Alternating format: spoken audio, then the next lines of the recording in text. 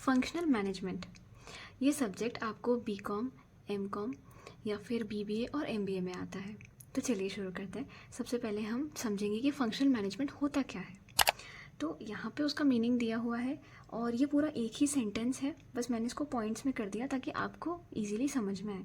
अब ये सब पढ़ने से तो नहीं, मैं आपको और अच्छे से समझाती हूँ। सबसे पहले हम यहाँ देखते हैं, ठीक है।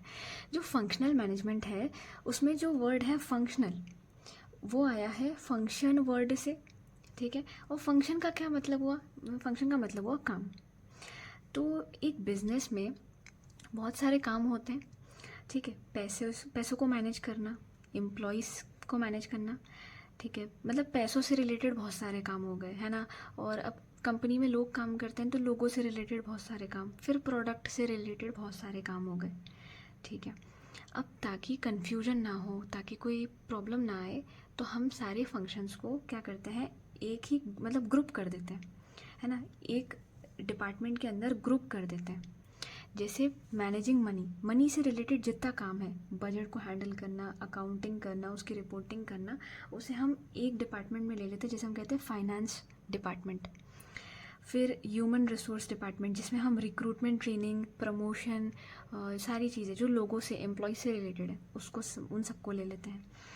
फिर मार्केटिंग में सेलिंग द प्रोडक्ट, उसका प्रोडक्ट का प्रमोशन आ जाता है। और उससे पहले प्रोडक्शन में प्रोडक्ट बनाने का, तो उससे जितनी भी रिलेटेड चीज़ें हैं वो प्रोडक्शन डिपार्टमेंट में आ जाती है। तो ये जो आपने अभी भी देखा कि कैसे हमने अलग अलग फंक्शंस को मतलब ग्रुप कर दिया। क्यों ग्रुप किया, ऐसा क्यों किया हमने? ताकि जो कंपनी है, जो ऑर्गेनाइजेशन है, वहाँ कन्फ्यूजन ना हो, वहाँ सब कुछ मतलब एकदम क्लियर रहे, है ना, ऑर्गेनाइज रहे, मैनेज अच्छे से हो जाए। तो यही था फंक्शनल मैनेजमेंट।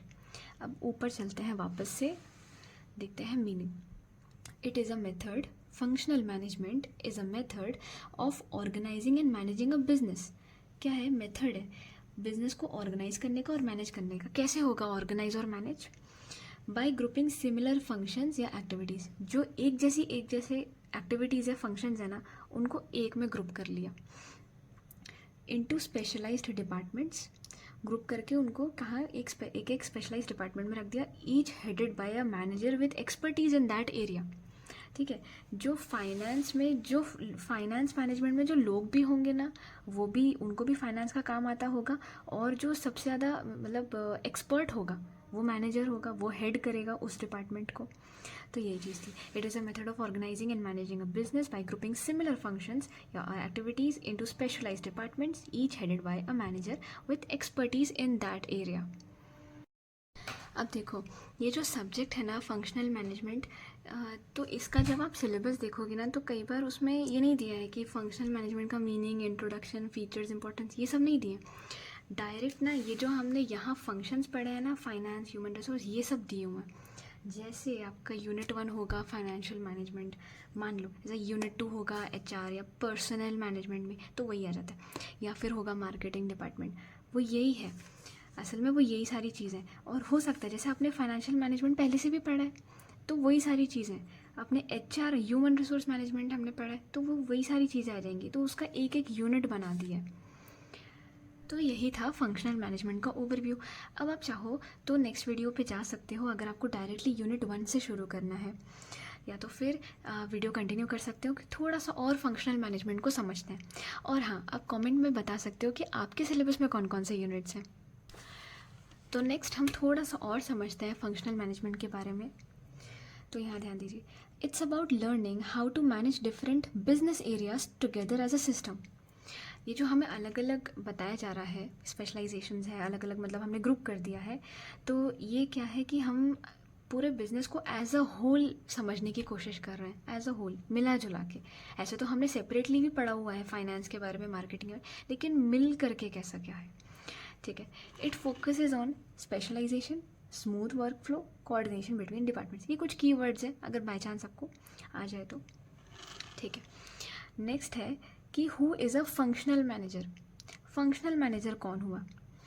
अब फंक्शनल मैनेजर वो हुआ जो एक स्पेसिफिक डिपार्टमेंट का इंचार्ज है, जो उस स्पेसिफिक डिपार्टमेंट को हेड कर रहा है। A functional manager is someone who is in charge of a specific department और फंक्शन इन अ कंपनी।